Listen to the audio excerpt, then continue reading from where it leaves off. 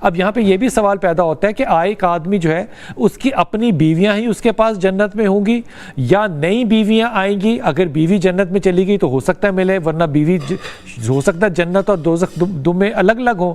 تو یہ جو عورت کی اتنی حور کی تصور میں یا بیوی کے تصور میں جو اتنا بیان کیا گیا ہے، اس کا مطلب وہ لذتیں تو دنیا والی وہاں پہ کچھ نہ کچھ ہوں گی نا انسان کے پاس؟ کیوں نہیں ہوں گی؟ دیکھیں دنیا میں ہم نے ایک روزہ رکھا ہوا ہے جس کی افطار اللہ نے جنت میں کروانی ہے۔ دنیا میں مرد کے لیے سونا پہننا حرام ہے، اور قرآن حکیم میں ہے کہ سونے کے کنگن پہنائے جائیں گے جنتیوں کو۔ دنیا میں ریشم حرام ہے، لیکن قرآن میں ہے کہ لباس جنتیوں کا ریشم کا ہوگا۔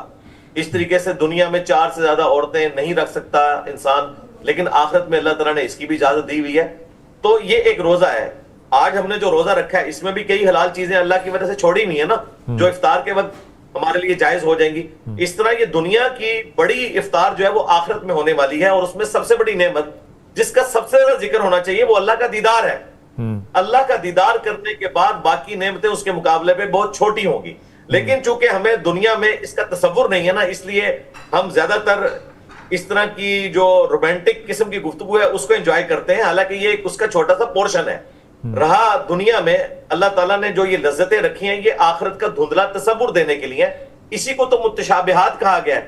اور سورۃ البقرہ میں اللہ تعالیٰ نے فرمایا کہ جب ان کو انیشلی مہمان نوازی کی جائے گی تو انسان کہے گا کہ یہ تو وہی فروٹ ہے جو میں دنیا میں کھاتا تھا، اور اللہ تعالیٰ فرما رہا ہے حالانکہ یہ اس کے ریزمبلنس والا ہوگا، یہ وہ والا نہیں ہوگا۔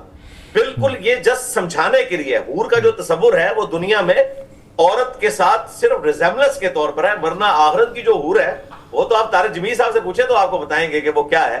وہ غلوب بھی کر جاتے ہیں نہیں وہ آخرت میں جو ایک بات میں کلیئر کر دوں، جو آپ نے شروع میں ایک بڑی خطرناک بات کی، کیونکہ ہم نے گھر بھی جانا ہوتا ہے، کہ آپ نے کہا یہ بیویاں نہیں ملے گی۔ او بھائی یہ بیویاں جو ہے نا، یہ جو ہمیں حوریں ملنی ہے نا، یہ ان کی سردار ہوگی ہماری بیویاں انشاءاللہ تعالی، لہذا بیویوں کے مقابلے کا حسن کسی حور کا بھی نہیں ہوگا۔ جنت میں ایڈیشنل حوریں ملیں گی، جنت میں بھی یہی ہوگا انجینئر صاحب؟ جی جنت میں بھی یہی ہوگا کیا؟